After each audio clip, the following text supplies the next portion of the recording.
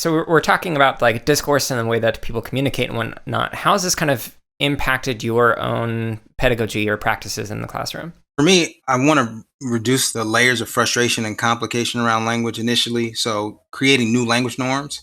So in my classroom, I always try to make it very clear that you have the right to talk at any point in time, that I am not the person who determines who speaks. And in fact, the more I speak, the less you learn. So I need you to ask questions, to speak. We're in a living room together, having a conversation, speak up.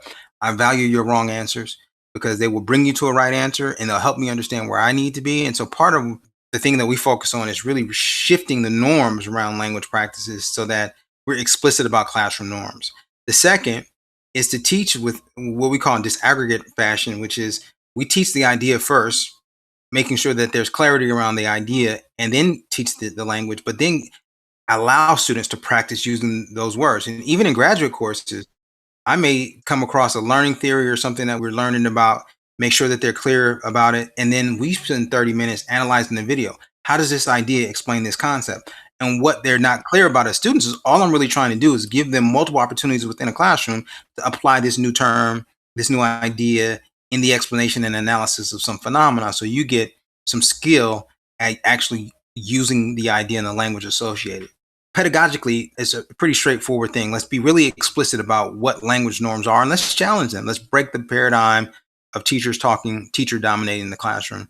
Second, be explicit about the language learning dilemma that children and students face. We need to be clear to them that we are testing you on how well you know the language.